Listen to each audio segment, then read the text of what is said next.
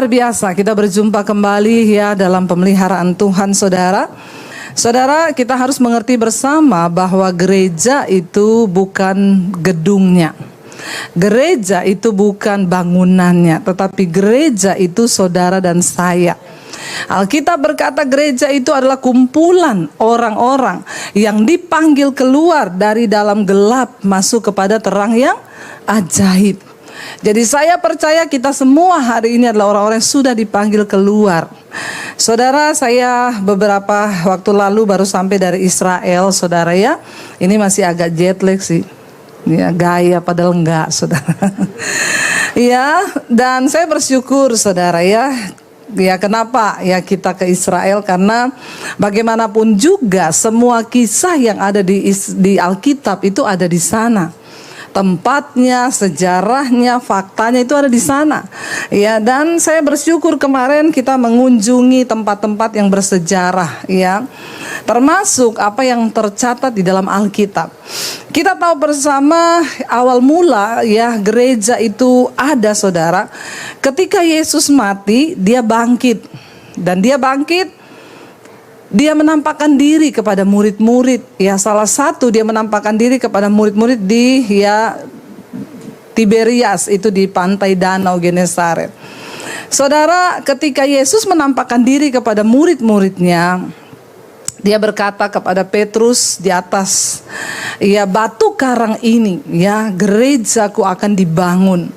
Dan akhirnya saudara, Yesus berkata, jangan kamu pergi tinggalkan Yerusalem sebelum engkau diurapi oleh Roh Kudus. Ya, penting mereka diurapi dulu baru melayani. Ya, jangan dibalik-balik. Ya, kenapa saudara? Penting orang dipenuhi Roh Kudus dulu baru pelayanan. Ya, yang pertama supaya nggak mudah jatuh. Tidak terjadi hari-hari ini orang melayani selingkuh, melayani homo, melayani lesbi, melayani tapi jadi pelakor. Nah, ini banyak terjadi. Kenapa? Karena tidak di dalam pengurapan Roh Kudus. Makanya Yesus berkata, penting ya jangan tinggalkan Yerusalem. Berdoa sampai Roh Kudus turun ke atasmu, baru engkau pergi melayani. Mereka ada di loteng, saudara, menunggu Yesus datang di loteng Yerusalem. Kemarin juga kami datang ke sana. Dan saudara, ya, Yesus berkata, kamu akan dipenuhi oleh kuasa Roh Kudus sehingga kamu melakukan banyak tanda. Mereka dipenuhi, lalu mereka pergi. Ketika mereka dipenuhi oleh Roh Kudus, Petrus mulai berkhotbah. Ya, hari ini kita diberi firman Tuhan dari Kisah Rasul pasal yang kedua. Petrus berkhotbah begitu berapi-api dengan pengurapan Roh Kudus. Sekali khotbah, berapa ribu yang tobat? 3.000 orang bertobat. Hari ini 3.000 kali pendeta khotbah, untung-untung satu yang tobat. Ini salahnya di mana dan apa yang terjadi sekarang? Apakah pendetanya yang berubah atau jemaatnya yang memang keras kepala? Ya, Petrus berkhotbah, sekali khotbah 3.000 orang bertobat. Saya sampai penasaran apa isi khotbah Petrus itu, mau saya tiru supaya orang juga bertobat. Ternyata isi khotbah Petrus memang hanya apa? Bertobatlah, bertobatlah, bertobatlah. Jadi saudara, memang hari-hari ini kita harus mendengar khotbah-khotbah tentang pertobatan. Kenapa banyak orang tidak bertobat? Karena yang didengar hanya khotbah-khotbah tentang berkat, berkat, dan berkat. Jemaat di tempat ini mau yang berkat atau tobat? Alay lebay. Yang mau dengar khotbah tobat, angkat tangan. Yang mau berkat, angkat tangan. Banyak juga yang mau berkat-berkat. Ya, jangan cari berkat. Kejar pertobatan, maka berkat akan mengalir atas hidupmu. Karena kalau engkau cuma cari berkat, bisa jadi salah jalan. Ke Gunung Kawi juga bisa jadi kaya. Tapi kalau ikut Yesus, bertobat dan diberkati. Karena kita mau menjadi orang yang diberkati, bukan jadi orang kaya, tapi Kalau orang kaya belum tentu diberkati. Saudara ngerti maksud saya? Banyak orang kaya bisa menikmati segalanya tapi hidupnya nggak bahagia. Itu namanya orang kaya. Kalau orang yang diberkati, uangnya banyak, hartanya banyak, hatinya damai. Kok nggak ada amin? Jadi saudara mau jadi orang yang diberkati atau orang kaya? Nah begitu, sekarang baru semakin dicuci otak nih ya. Jadi mengerti ya. Nah kenapa saudara Petrus berkhotbah orang bertobat? Karena isi khotbahnya pertobatan. Bertobat, bertobat, bertobat, berilah dirimu dibaptis. Dan akhirnya saudara Alkitab berkata mereka mendengarkan khotbah Petrus itu. Dan kita lihat, sekarang kita masuk Kisah Para Rasul pasal yang kedua, ayat yang kalau saudara di rumah nanti baca ayat di atasnya itu tentang khotbah Petrus ya. Ayat yang ke-41, judul perikopnya cara hidup jemaat yang pertama. Kita belajar dari firman Tuhan supaya kita bertumbuh sebagai gereja Tuhan. Ayat 41 firman Tuhan berkata begini, orang-orang yang menerima perkataannya itu memberi diri dibaptis, dan pada hari itu jumlah mereka bertambah kira-kira berapa? 3.000 jiwa.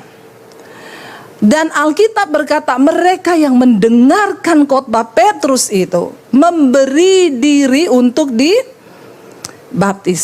Kemarin kita melakukan pembaptisan di Sungai Yordan ya, di tempat di mana Yesus pernah dibaptis. Ada yang bertanya, Bu, karena yang ikut rombongan saya itu 125 orang, nggak semua orang GBI, ada yang HKBP, Katolik, ada yang macam-macam, jemaat DBTV. Lalu mereka tanya, Bu, ya cara baptisan yang benar itu yang mana? Saya berkata yang sesuai firman Tuhan.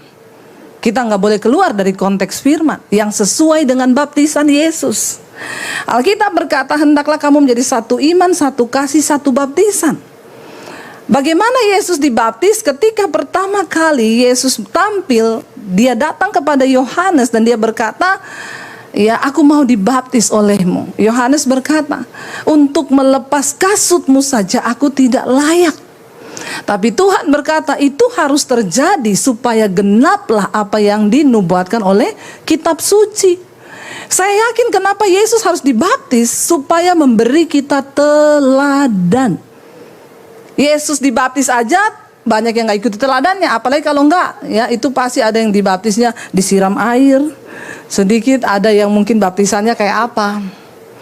Nah, kekristenan itu artinya meneladani Kristus. Makanya Alkitab bilang bertobatlah dan berilah dirimu dibaptis. Jadi yang dibaptis bukan anak kecil, tapi orang yang menyadari menerima Yesus, bertobat dan memberi diri. Jadi waktu kecil itu bukan baptisan, itu penyerah.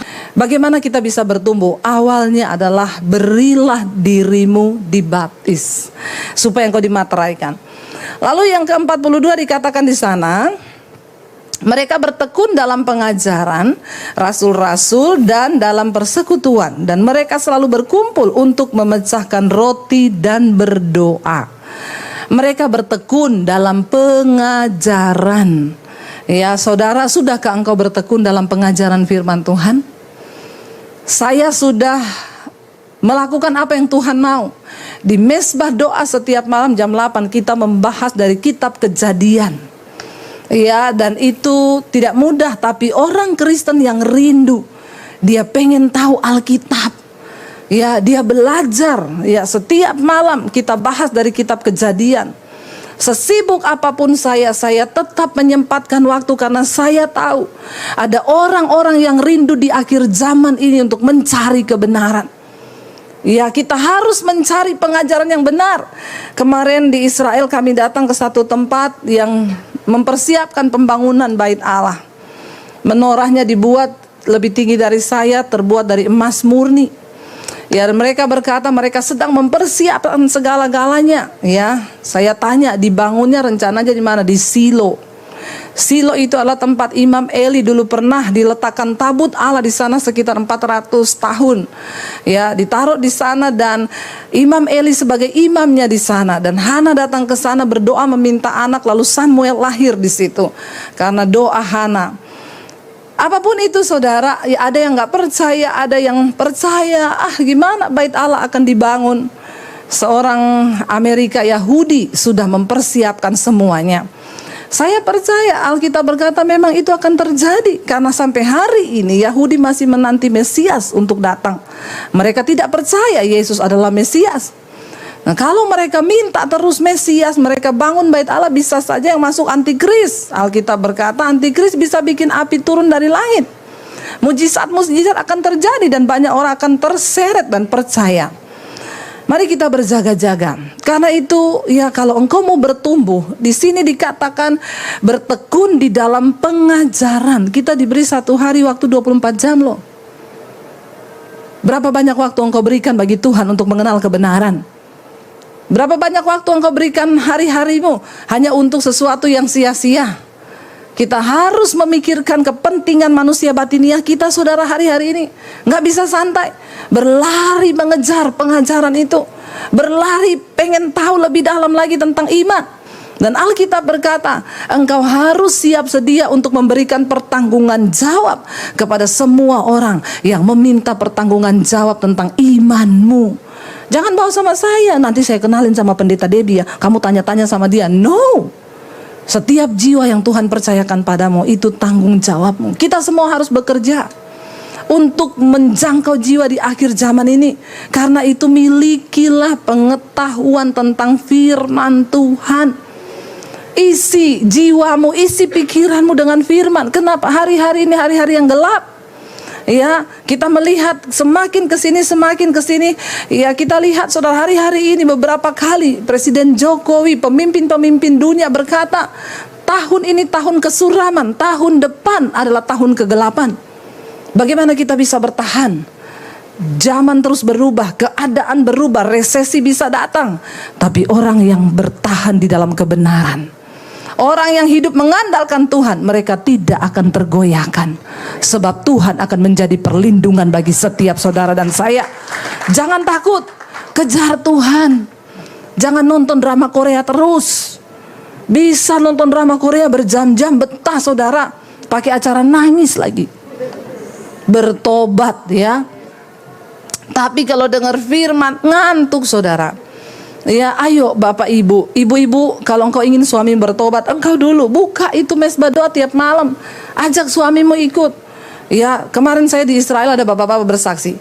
Saya itu tadinya benci sekali sama Bu Debbie itu. Saya nggak suka dengar Bu Debbie itu khotbah. Tapi istri saya tiap malam itu di tempat tidur saya tutup kepala kuping saya sama bantal. Satu kali saya dengar istri saya setel khotbah ibu berkata, kalau kamu mau masuk surga harus hidup kudus. Salah satunya adalah lepas dari ikatan pornografi.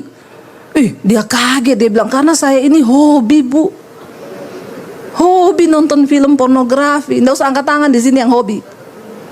Di dalam hati saja. Ngomong sama Tuhan. Engkau harus kudus untuk bisa masuk ke dalam rumah Tuhan, di dalam kerajaan Allah.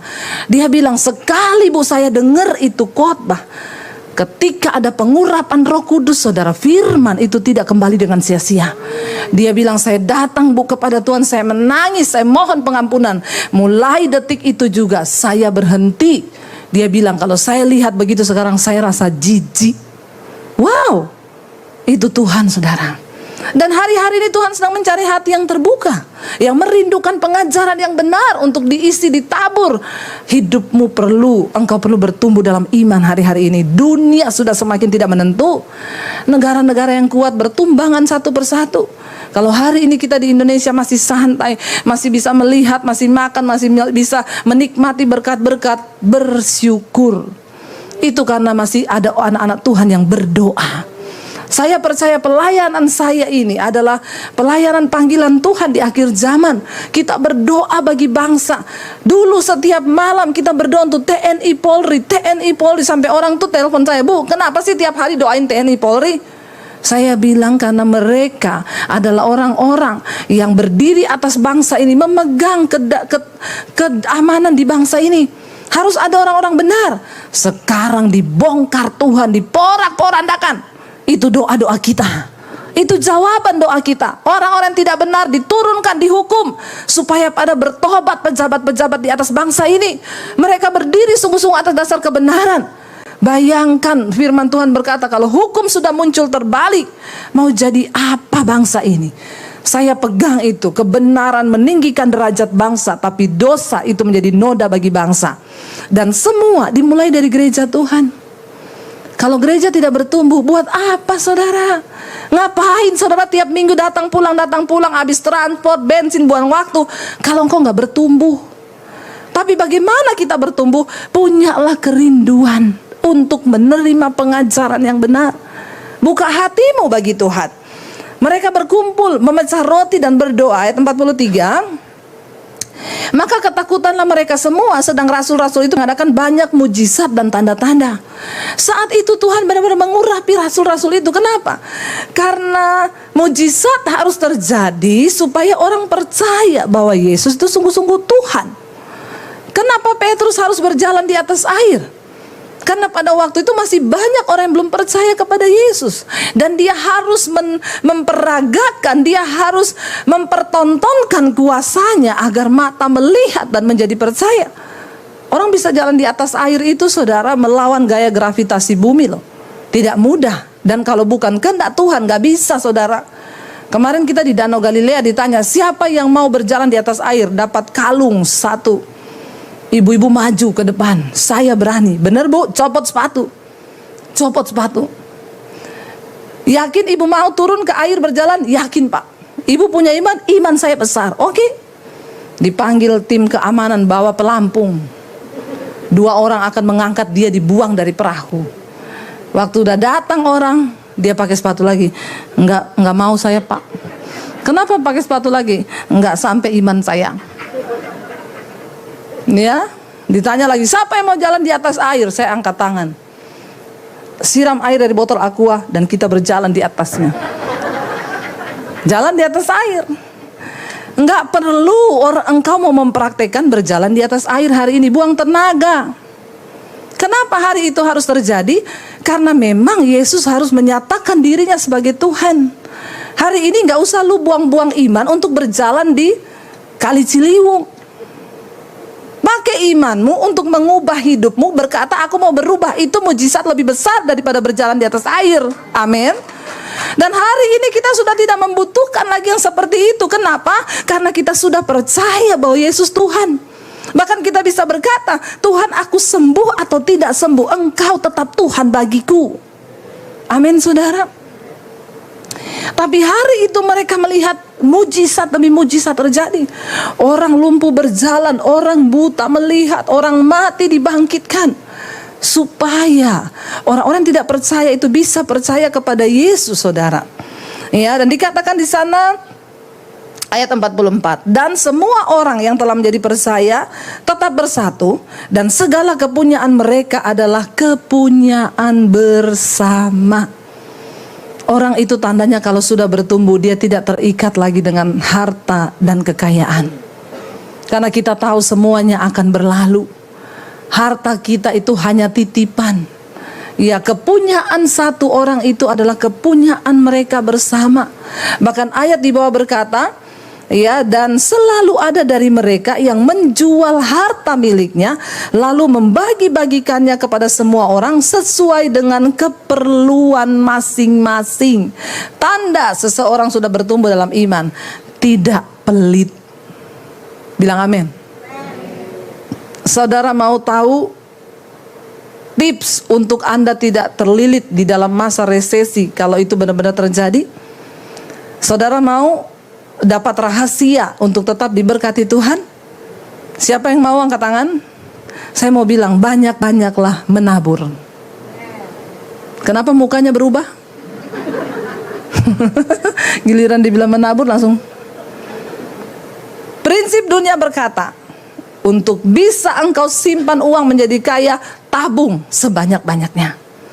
Tapi firman Tuhan berkata, untuk engkau bisa melihat mujizat dan pemeliharaan Tuhan dalam hal keuangan, tabur sebanyak-banyaknya. Engkau mulai harus mempraktekkan ini saudara. Lihat orang yang berkekurangan di sampingmu. Jangan hanya pikirin diri sendiri, tapi mulai melihat orang-orang kesusahan. Keluargamu lapar, beriin dia beras. Ada tetanggamu yang gak bisa makan, tolongi dia. Maka Tuhan akan memelihara engkau. Kenapa? Karena ada alasan bagi Tuhan untuk memberkati engkau. Sebab engkau menjadi berkat bagi orang lain. Sebab engkau menabur untuk pekerjaan Tuhan. Saya percaya, ya, Tuhan akan menyatakan perbedaan antara orang yang sungguh-sungguh cari Tuhan. Di tengah masa pandemi kita akan melakukan pekerjaan yang besar. Kenapa? Dunia boleh berubah, Tuhan dan firman-Nya tidak pernah berubah. Amin, saudara. Jangan hanya hidup bagi kepentingan dirimu sendiri. Mulai lihat kepentingan orang di sekelilingmu. Lihat saudaramu yang berkekurangan. Tanggalkan sedikit daging kita, keinginan kita. Kalau kita baca di sini, saudara, ada dari mereka yang setiap harinya itu menjual harta miliknya, lalu membagi-bagikannya kepada orang-orang sesuai dengan kebutuhan mereka. Nggak gampang itu loh, jual loh. Hari ini saya nggak suruh saudara jual mobil, nggak. Lakukan sesuai takaran imanmu. Karena untuk memberi itu juga butuh iman.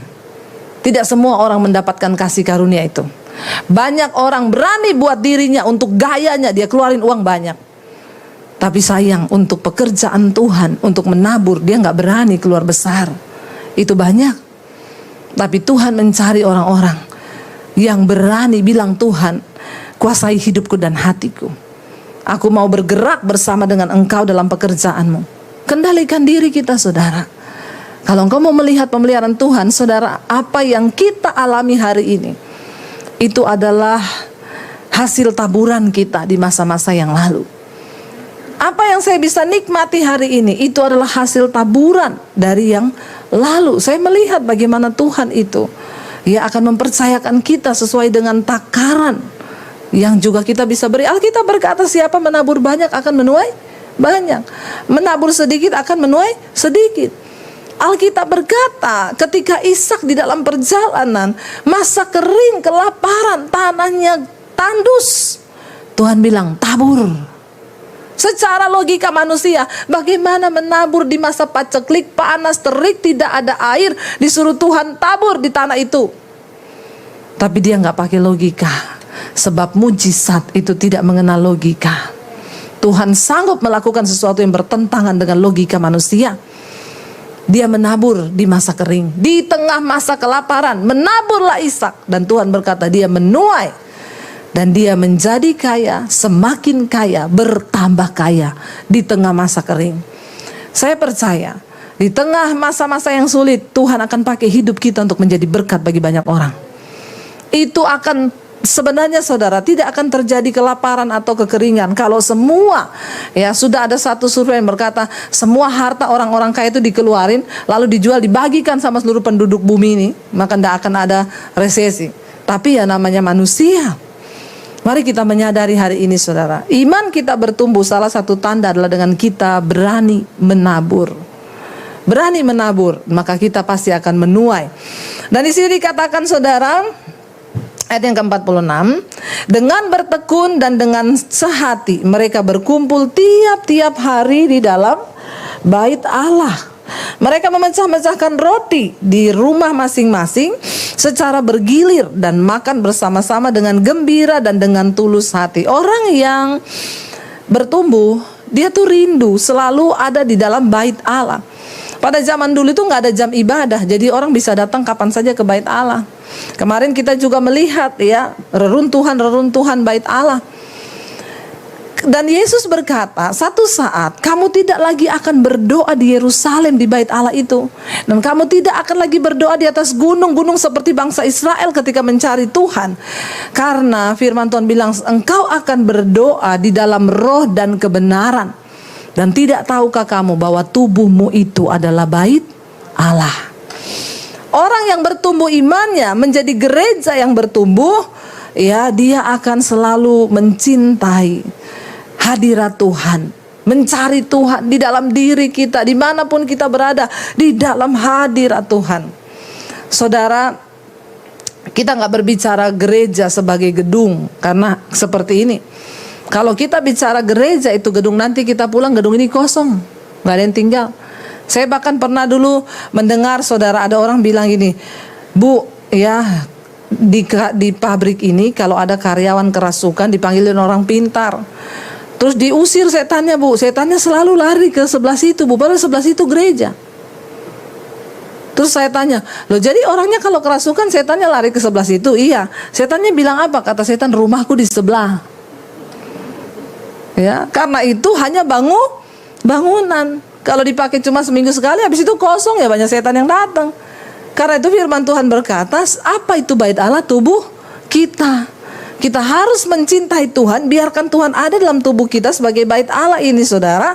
Dan dikatakan di sana mereka berkumpul tiap-tiap hari, memecah roti di dalam rumah masing-masing secara bergilir, makan bersama-sama dengan gembira dan tulus hati.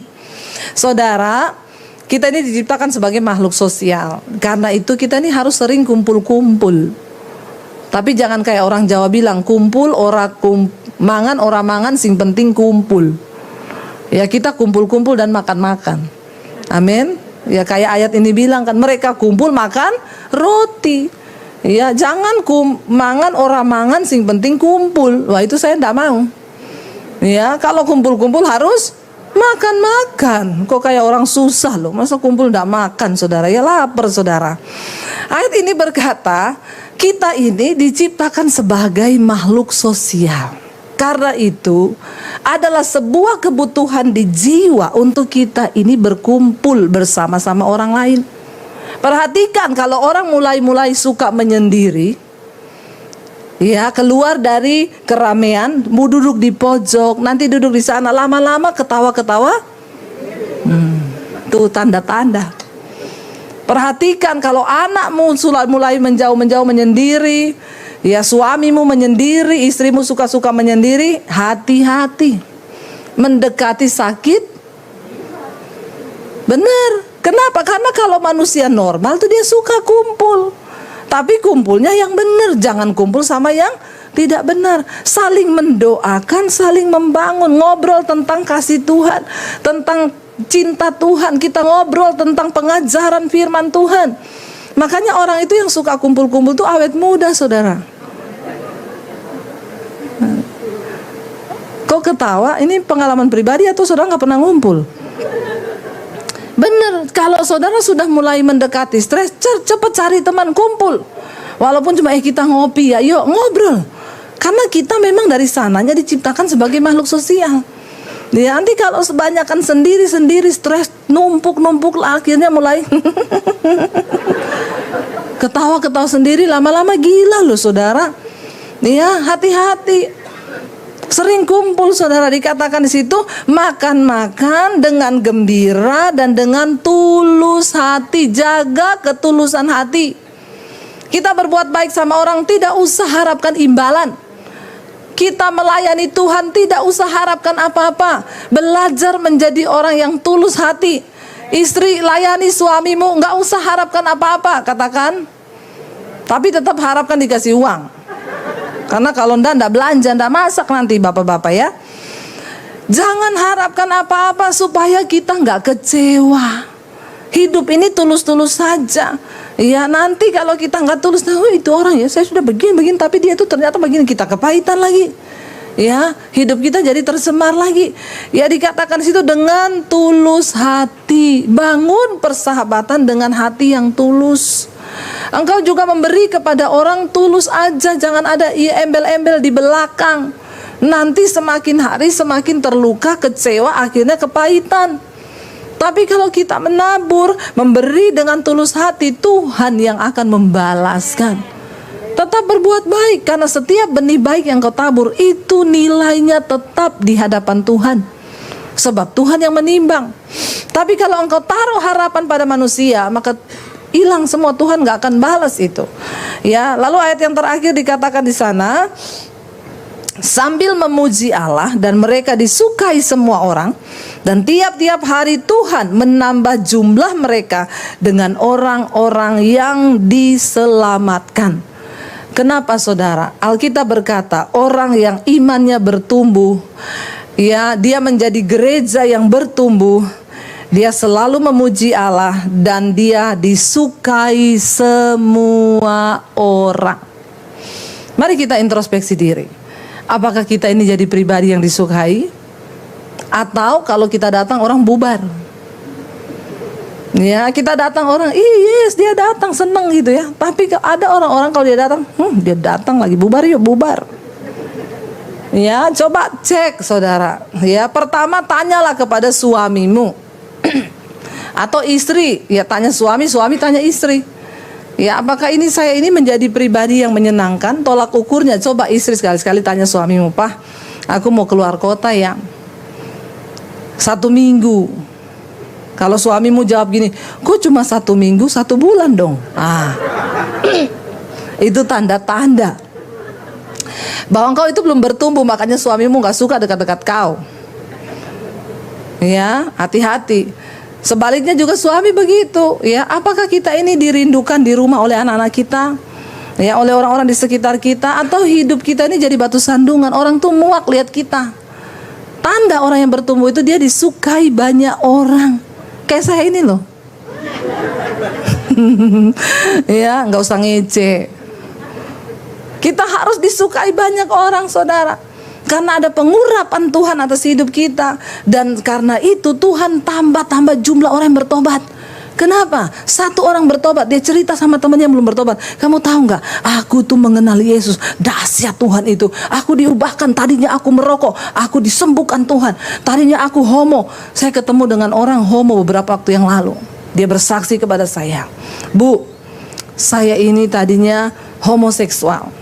Saya tadinya nggak suka khotbah ibu itu. Saya lewatin terus. Tapi satu saat di tengah masa pandemi, saya ketakutan, Bu, karena saya mengidap ciri-cirinya AIDS.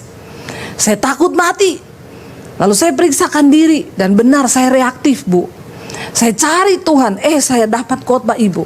Saya dijamah Tuhan hari itu, saya nangis, Bu. Saya berdoa, Tuhan saya mau bertobat, saya mau tinggalkan. Lalu saudara, Roh Kudus memampukan dia dan dia bertobat. Dia mengasingkan diri dari semua komunitas yang selama ini dia ada, yang membuat dia jatuh dan melakukan hubungan sesama jenis. Lalu akhirnya dia keluar dari sana.